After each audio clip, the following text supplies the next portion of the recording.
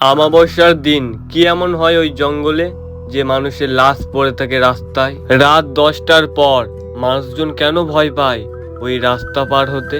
আর কেই বা এই অশরীরী যাকে দেখার পর কেউ আর জীবন্ত ফিরে আসে না? লেখক এবার নিজেই অশরীরীর সামনে কি হবে এইবার জানতে হলে শুনুন আজকের এই গল্প মলান দিঘির জঙ্গলে।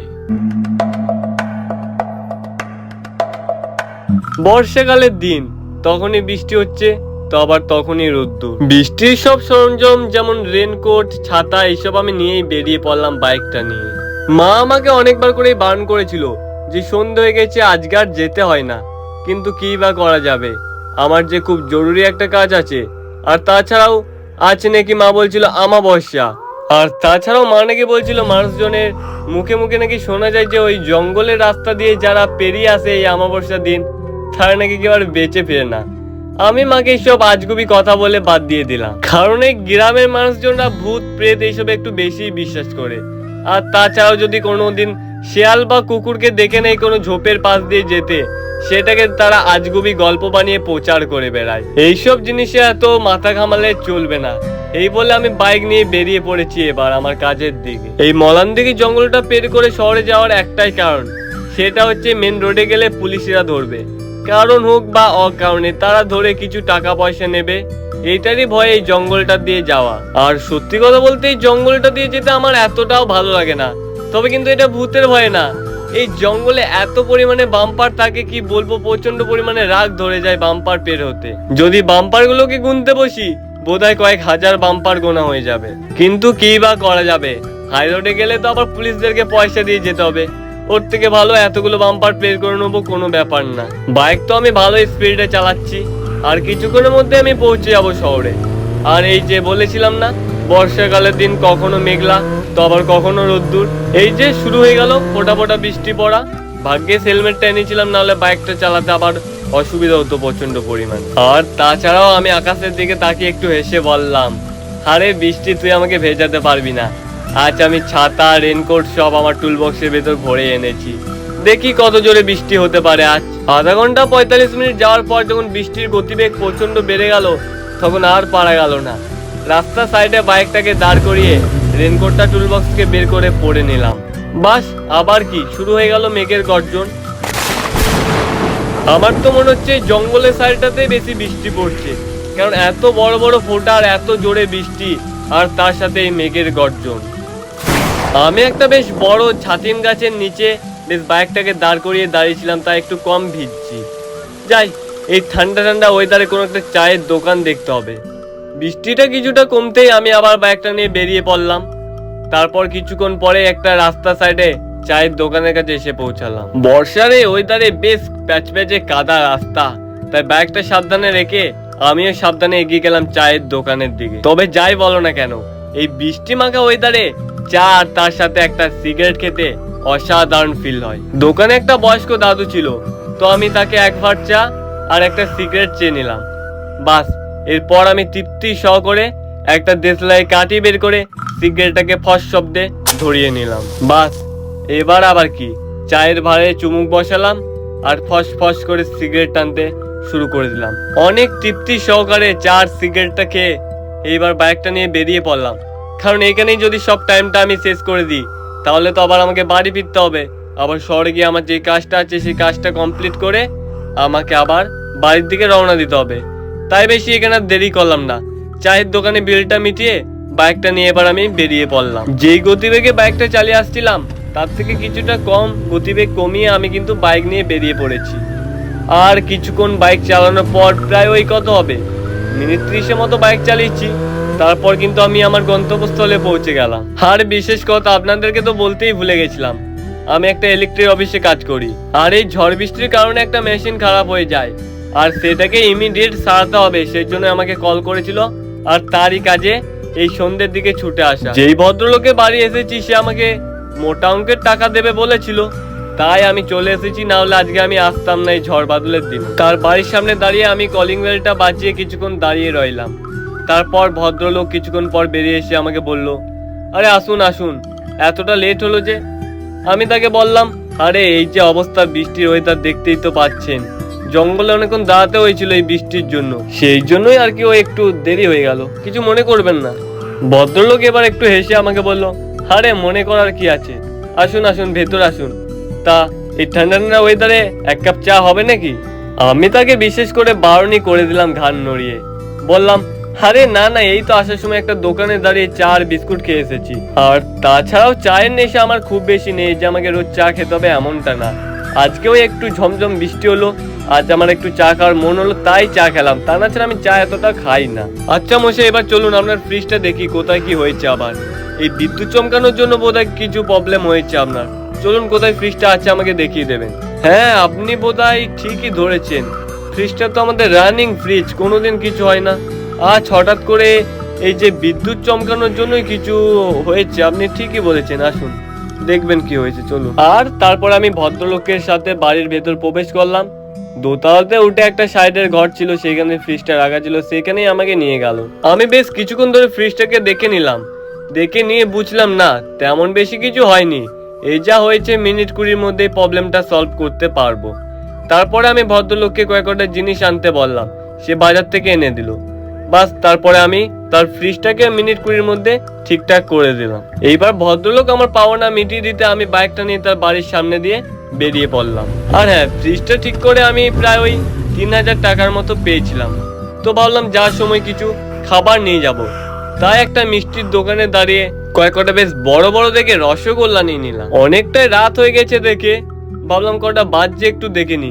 ফোনটা বের করে দেখছি, ও বাবা এত দেরি কিভাবে হলো, এত তাড়াতাড়ি 10:30 বেজে গেল, আমাকে আবার এতটা পথ পেরিয়ে যেতে হবে। মনে মনে ভাবতে লাগলাম হাই রোডেই চলে যাই, কিন্তু আবার ভাবলাম না, যদি আবার পুলিশে ধরে তাহলে তো আবার আরো অনেকটা লেট হয়ে যাবে, আবার ওপর থেকে টাকাও দিতে হবে। তাই ভাবলাম আরে না না, ওইসব ভূত প্রেত এইসব আমি এতটাও বিশ্বাস করি না, তাছাড়াও মানুষজনের গুজবই হবে। তাই এইসব হ্যান ত্যান ভেবে আমি আবার ওই মলানদিঘির জঙ্গলের পথেই রওনা দিয়ে দিলাম। অনেকটা রাত হয়ে গেছে এটা ভেবে কিন্তু আমার বাইকের গতিবেগ এবার আসার তুলনায় যাওয়ার সময় একটু বেশিই ছিল, প্রায় ওই 80-120 হবে। আর তাছাড়াও দুটো বাম্পার তো আমি দেখতেই পাইনি, অনেকটা রাত হয়ে গেছে। আর গাড়ির হেডলাইটটাও এতটাও ভালো না যে ভালোভাবে রাস্তাঘাট দেখা যাচ্ছে। আর হালকা হালকা ঝমঝম বৃষ্টির জন্য জঙ্গলের সাইডটা কেমন যেন ওই ধোঁয়াশা ধোঁয়াশা টাইপের সৃষ্টি হয়েছে একটা অন্যরকম। গায়ে বেশ ফোটা ফোটা বৃষ্টি পড়তে অনেকটাই ঠান্ডা করছিল, কারণ আমি তো রেনকোটটা আবার ভরে রেখেছিলাম। ভেবেছিলাম যে বৃষ্টি গতিবেগ যদি বাড়ে তাহলে আমি রেনকোটটা আবার বের করে পরে নেবো। যাই হোক, ছোট্ট জঙ্গলটা পেরালাম, এবার একটা বাজারের মতো পড়ে, অনেক দোকান মার্কেট টাইপের একটা ছোট্ট মতো। এবার একটা সেখানে ঘুমটির দোকানে আমি দাঁড়িয়ে আবার একটা চা আর একটা সিগারেট খেয়ে নিলাম। দোকানদার আমার দিকে অনেকক্ষণ ধরে বিভিন্ন অঙ্গি ভঙ্গিতে তাকাচ্ছিল, আমি সেটা বেশ ভালোভাবেই বুঝতে পারলাম। এবার দোকানদার আমাকে উদ্দেশ্য করেই বলে উঠলো, কে দাদা বাবু, তো কোথায় যাওয়া হচ্ছে এত রাত্রে? আরে গিয়েছিলাম একটা জায়গাতে, কাজ ছিল, তো কাজটা করতে অনেকটা লেট হয়ে গেল, তাই এখন বাড়ি ফিরছি। আরে দাদা বাবু, আপনি এই জঙ্গলের রাস্তাটা পেরিয়ে যাবেন, তাই জঙ্গলটার ব্যাপারে আগে তোমাকে কেউ কিছু বলেনি বুঝি?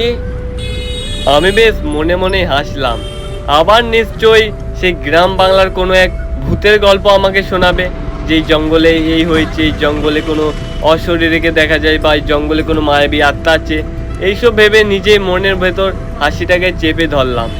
এবার আমি দোকানদারকে উদ্দেশ্য করে বললাম, হ্যাঁ এই জঙ্গলের ব্যাপারে তো আমি অনেকই শুনেছি, তাছাড়া আমাকে তো অনেকজনই বলেছিল যে এই জঙ্গলের রাস্তা দিয়ে যাস না, রাত্রেবেলায় নাকি এখানে কোনো মায়াবী আত্মাকে দেখা যায়, অশরীরীরা নাকি এই অমাবস্যার দিন রাত্রের বেলায় বের হয়। তা আমি এতটাও এই ভূত প্রেতে বিশ্বাস করি না মশাই। আরে দাদা বাবু, আমি কি আপনার খারাপ চাইবো বলুন তো, আপনার ভালোর জন্যই বলছি। যে নামগুলো আপনি করছেন এগুলো এখন করবেন না, তবা তবা। দয়া করে তো এই অমাবস্যার দিন আজকে রাত্রে তো আপনাকে আমি পায়ে ধরে বলছি দাদা বাবু, এই জঙ্গলের রাস্তাতে যাবেন না আপনি। আমাদের গ্রাম ও পাশের গ্রামের অনেকজনও গিয়েছিল এই জঙ্গলের রাস্তাতে, তারাও আপনার মতো বিশ্বাস করেনি আমাদের বয়স্ক মানুষদের কথা। তারা হ্যাপাতে মানুষজন চলে গেল রাত 12টার দিক করে জঙ্গলে। তবে তারা গিয়েছিল তো গিয়েছিল, কিন্তু তারা আর ফিরে আসলো না। বাড়ির লোকজন, পাড়ার লোকজন খুঁজতে খুঁজতে সেই জঙ্গলের দিনের বেলাতে গিয়ে দেখলো 5টা ছেলেরই লাশ পড়ে রয়েছে কারুর জঙ্গলের ভেতর দিকে, তো কেউ তো গাছের ডালে ঝুলছে। আর ওই 5 জনের শরীরের অবস্থা দেখলে আপনিও ভয় খেয়ে যেতেন দাদা বাবু। 2 জনের চোখে তো মনে হয় কেউ হাত দিয়ে খুবলে মাংসটা বের করে খেয়েছে। 3-4 জনের তো চোখের মনিটাই ছিল না। কোনো ছেলের তো পা হাতগুলো কাটা, আবার কারোর দেহতে তো মনে হচ্ছে যে কোনো ভয়ঙ্কর জন্তুতে কামড় বসিয়ে পেটের মাংসটা খেয়ে নাড়ি ভুঁড়িগুলো পড়ে রয়েছে। আপনি ওই দৃশ্য চোখে দেখলে কতদিন যে ঘুমাতে পারতেন না, রাত্রের ঘুম তো হারিয়ে যেত আপনার। লোকটির এরকম কথা শুনে আমার একটু হলেও ভয় ভয় করছিল, কিন্তু আবার মনের ভেতর সাহস দিলাম। এইসব যত সব আজগুবি গল্প, কোনো একটা ছোট্ট জিনিস নিয়ে এদের কাজ হচ্ছে সেটাকে বড় করে সবারই সামনে কানাকানি করে প্রচালিত করা। আর এইসব মানুষজনেরা এইসব একটু বেশি গুরুত্ব দেয়। এটাই ভেবে আমি দোকানদারকে জিজ্ঞেস করলাম কত বিল হয়েছে। এইবার আমি দোকানদারের বিলটা মিটিয়ে বেরিয়ে গেলাম বাইক নিয়ে। লুকিং গ্লাসে ওই রাত্রের বেলায় যতদূর সম্ভব দেখা যাচ্ছিল বয়স্ক লোকটি আমার দিকে বেশ কিছুক্ষণ তাকিয়ে ছিল। ঠিকই মনে হয় লোকটি ঠিকই বলছিল, কিন্তু যাই হোক, লোকটাকে দেখে খারাপ বলে মনে হলো না, যথেষ্ট ভালো ব্যবহার করেছে আমার সাথে। যাই হোক, এত কিছু কান দিলে হবে না, এই ভেবে আমি আবার বাইকের গতিবেগটা অনেকটাই বাড়িয়ে চলে চললাম রাস্তার দিয়ে। এরপরে আমার সাথে যেটা ঘটেছিল সেটা আমি কোনোদিন স্বপ্নতেও ভাবতে পারিনি। বাইক আমি অনেক জোরেই চালাচ্ছিলাম ঠিকই, কিন্তু এই বৃষ্টির আবহাওয়ার কারণে রাস্তা অনেকটা ধোঁয়াশা ছিল।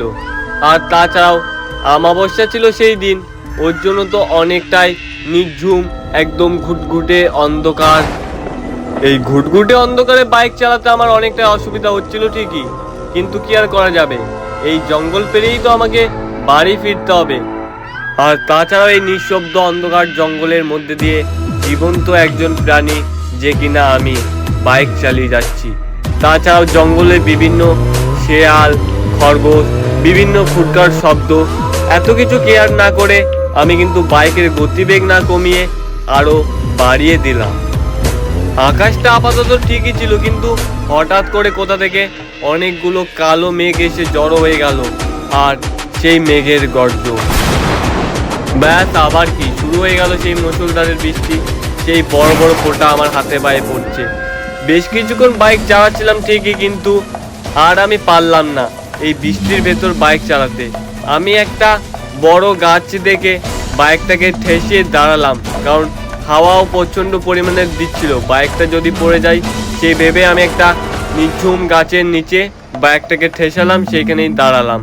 আর বাইকের টুলবক্সটা খুলে আমি সেই রেনকোটটা বের করে এবার পরে নিলাম। হঠাৎ আমার চোখে পড়ে বাঁ সাইডে একটা শ্মশান রয়েছে, যেটার ব্যাপারে আমি মানুষজনের কাছে অনেকটাই আজগুবি গল্প শুনেছি, যে এই শ্মশানে নাকি অনেক অশরীরী প্রেত আত্মারা নাকি ঘুরে বেড়ায়। আমি জানি এইসবই গল্প কোনোটাই সঠিক না, কিন্তু তবুও আমার গায়ে কাঁটা দিয়ে উঠেছিল এটা ভেবে। কিন্তু তখন আমার মনের ভেতর কেমন একটা আতঙ্ক কাজ করছিল, ঠিক মনটা সায় দিল না এই জায়গাটায় দাঁড়ানোর জন্য। তাই আমি বাইকটা স্টার্ট করতে গেলাম বেরিয়ে যাব বলে। বাইকের চাবিটা যেই ঘুরিয়েছি স্টার্ট করব বলে, বাঁদিকের একটা গাছ থেকে কেমন একটা মরমর মরমর করে আওয়াজ ভেসে এলো। আওয়াজটা শুনে ঠিক মনে হলো কেউ যেন হাত দিয়ে গাছের ডালটা ধরে মোচড় রাখছে। ভূত পেতে এতটাও ভয় নেই আমার ঠিকই, কিন্তু ওই টাইমে আমার গোটা গায়ের লোম দাঁড়িয়ে গেল। আমি তাড়াতাড়ি গাড়িটাকে স্টার্ট করলাম আর বেরিয়ে গেলাম। কিছু দূর যাওয়ার পর কি যেন আমার একটা গাড়ির সামনে এসে পড়লো, আর আমি ছিটকে পড়লাম রাস্তাতে। পড়ে যাওয়াতে প্রচন্ড পরিমাণে ব্যথা পেয়েছি ঠিকই, কিন্তু চেঁচালাম না।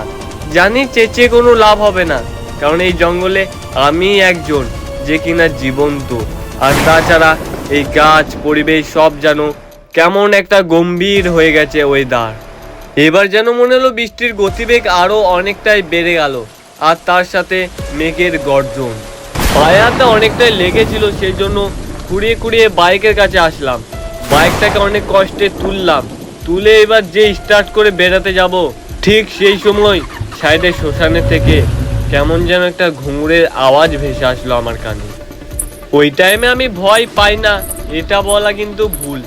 আমার ভয়ে বুকের হার্টবিট অনেকটা পরিমাণে আওয়াজ করতে শুরু করলো, গা হাত পুরো কাটা দিয়ে উঠলো, আমি পুরো চলতে পারবো না এমন অবস্থা হয়ে গেছিল।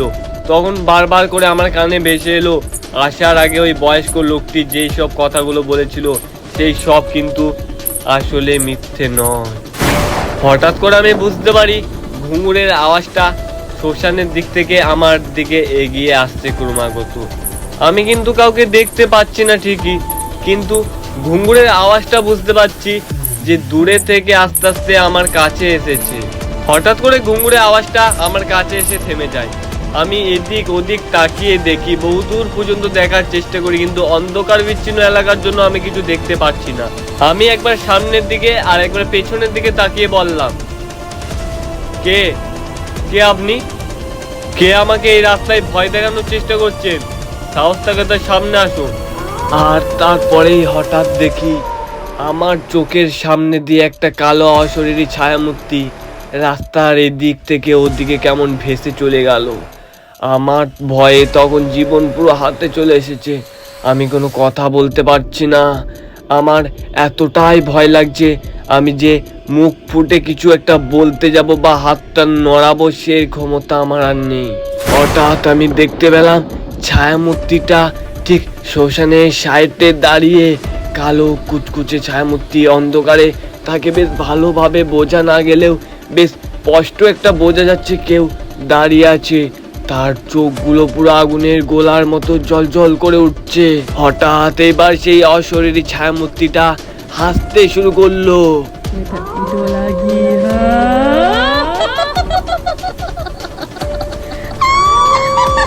তার এই গম্ভীর হাসি আমি আর সহ্য করতে পারলাম না। আমি যে দৌড়ে পালাবো আমার সেইটুকু আর ক্ষমতা নেই। আমি কি করব না করব আর খুঁজে পেলাম না।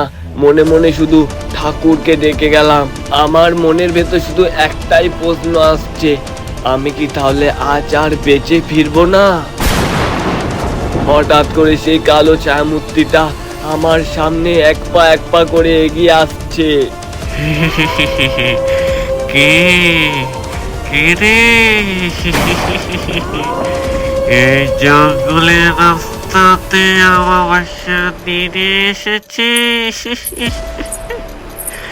তার সাথে দেখে তো আমি অবাক হয়ে যাচ্ছি। অশরীরীর এরকম কথা শুনে আমার একটাই চিন্তা আসছে যে আমি হয়তো আর বেঁচে ফিরতে পারবো না। আর তার এই গম্ভীর অট্টহাসি, আমি যেন পাগল হয়ে যাব। সেই সময়ে আমার মাথাতে একটা বুদ্ধি আসলো। আমি অনেক বয়স্ক মানুষের কাছে শুনেছি আগুন দেখলে ভূত নাকি চলে যায়, আর তাছাড়াও স্পর্শ করতে পারে না কোনো মানুষকে। আমার পকেটে তো একটা মাচিস আর সিগারেট আছে, সেটাকে কোনো রকম ভাবে আমাকে জ্বালাতে হবেই। আমি হঠাৎ লক্ষ্য করি যে কালো ছায়ামূর্তিটা এক পা করে এগাতে এগাতে আমার অনেক সামনে চলে এসেছে। আমার আর তার ভেতর মনে হয় 2 হাতের মতো ডিফারেন্স। অশরীরীটা এবার বলে উঠলো, আজকে অনেক দিন পরে কেন মানুষ পেয়েছি। তোরা তো মাংস খেয়ে বডিটাকে রাস্তায় ফেলে রাখবো। আমি তখন আর বেশি ভয় পেলাম না, কারণ জানি যা করার আমাকে কয়েক সেকেন্ডের মধ্যেই করতে হবে, আর তা না হলে আমি আর বেঁচে ফিরতে পারবো না। আমি তাড়াহুড়ো করে পকেটে হাত ভরতেই দেশলাইটা বের করি। সঙ্গে সঙ্গে আমি একটা কাঠি জ্বালাতেই দেখি যে পুরোপুরিভাবে দেশলাইটা ভিজে গিয়েছে। আমি আরো অনেক কটা কাঠি বের করে জ্বালানোর চেষ্টা করি, কোনো মতে জ্বলে না। আর ততক্ষণ কালো ছায়ামূর্তিটা আস্তে আস্তে আমার অনেক কাছে চলে এসেছে। হঠাৎ করে আমি অনেক কটা কাঠি নিয়ে একসাথে দেশলাই মারি আর দেশলাইটা জ্বলে ওঠে। কি করলি নে? আগুনটা নিবি নে, আগুনটা নেবা বলছি, আমার গোটা গা জ্বলে যাচ্ছে। ও আগুনটা নেভিয়ে দে এক্ষুনি বলছি, নাহলে তোকে আমি মেরে ফেলবো। আগুনটা নেবা। ও বাবারে, গোটা গাগুলো জ্বলে যাচ্ছে রে, আগুনটা নেবা। আমি এবার বেশ ভালোভাবে বুঝতে পারলাম যে ও মুখে যতই বলুক আমাকে মেরে ফেলবো, এই আগুন যতক্ষণ জ্বলবে ও আমাকে মারতে পারবে না। কিন্তু আমার এই দেশলাই কাঠিগুলো তো বেশিক্ষণ জ্বলবে না। আমি তাড়াহুড়ো করে পকেটে হাত ভরে একটা সিগারেট বের করলাম, আর এরপর আমি সেই কাঠি দিয়ে সিগারেটটাকে জ্বালিয়ে নিলাম। এবার আমি ফস ফস করে দুবার ধোয়া ছেড়ে দেশলাই কাঠিগুলো ফেলে দিই। আমি এবার আর ভয় পেলাম না, বরঞ্চ আমি এবার হেসে থেকে উল্টে জবাব দিলাম। কই রে কালো ছায়া মূর্তি অশরীরী, কোথায় গেলি? সাহস থাকে তাই এবার আমার কাছে আমাকে মারবি বলছিলি না? আমার রক্ত খাবি, আমার মাংস খাবি, লাশটাকে রাস্তায় ফেলে রাখবি? সাহস থাকে তাই এবার আমার কাছে। অন্ধকারের ভেতর তাকে আর দেখা যাচ্ছে না ঠিকই, কিন্তু আমি অনুমান করতে পারলাম সে আমার এই আশেপাশের মধ্যেই কোথাও আছে। হয়তো আমি আগুনটা জ্বালিয়েছি বলে সে আমার সামনে আর আসছে না বা কোনো কথা বলছে না, কিন্তু আশেপাশের মধ্যে রয়েছে এটা তো আমি ভালোভাবে বুঝতে পারছি। তো এবার আমি দেখলাম সিগারেটটা তো আর বেশিক্ষণ টিকবে না, আমাকে এইটুকু আগুন নিয়ে জঙ্গলটা পেরাতে হবে। আমি তাড়াতাড়ি এবার গাড়িটাকে তুললাম, গাড়িটাকে স্টার্ট করে আমি ফুল স্পিডে বেরিয়ে গেলাম। হাওয়াতে বেশি সিগারেটটা পুড়ে যাচ্ছে ঠিকই, কিন্তু এই আগুনটাই আমার সম্বল। আমি কিন্তু অনেক স্পিডে বাইকটা তখন চালাচ্ছি, জীবনের ভয়, একটা ভয় তো থাকবেই যতই আগুনটা থাকুক, কখন আগুনটা নিভে যায়। আকাশটা অনেকটা পরিষ্কার ছিল, যাই হোক বৃষ্টি পড়েনি, বৃষ্টি পড়লে আমার আগুন হয়তো আর জ্বলতো না ঠিকই। আমি এবার পুরো জঙ্গলটাকে পার করে ফেলেছি, আমার আর কোনো ভয় নেই। তবে যাই হোক, আমি কিন্তু এবার একটা শিক্ষা পেয়েছি। কোনো বয়স্ক মানুষ বা কোনো লোক যদি আমাকে বলে যে এই রাস্তাতে যেতে হয় না, এই রাস্তায় অশরীরী আত্মারা থাকে, এবার আমি এটাকে মানবই। এই ভুল আমি আর করছি না। আর তাছাড়াও বাড়ি থেকে বেরোনোর আগে আমার মাও বারণ করেছিল আজকে অমাবস্যার দিন, তাছাড়া ওই জঙ্গলে নাকি ভূত আছে। তখনই যদি কথাটা শুনতাম হয়তো এই বিপদের মুখে আমাকে আর পড়তে হতো না। তবে একদিকে ঠিক হয়েছে, ভূত প্রেত বিশ্বাস করতাম না, এবার থেকে তো আমাকে এটা বিশ্বাস করতেই হবে, যেহেতু আমি নিজের চোখের সামনে দেখেছি। আর একটা কথা, আমার সাথে যেটা ঘটেছে এটা আমি কাউকে বলবো না, এটা আমি গোপনেই রেখে দেবো, তা না হলে আবার আমাকে বাইরে থেকে অনেক বকাবকি খেতে হবে। এতক্ষণ আপনারা শুনছিলেন সানডে ঘটনা, যেখানে গল্প কম ঘটনা শোনানো হয়, আর যেখানে ভয়েরা উকি দেয়। এই ধরনের ভৌতিক সত্য ঘটনা শোনার জন্য সানডে ঘটনা চ্যানেলটি অবশ্যই সাবস্ক্রাইব করে নিন। আমাদের নতুন চ্যানেল, তাই সাবস্ক্রাইব কম, আপনারা এইভাবে এই ছোট্ট পরিবারটি জয়েন করে নিন। প্রতি রোববার আর তাছাড়া অন্যান্য দিনেও গল্প শোনানো হবে। তো আমরা এখানেই গল্পটা শেষ করছি, ভালো থাকবেন, আবার নতুন গল্প নিয়ে আসছি খুব তাড়াতাড়ি।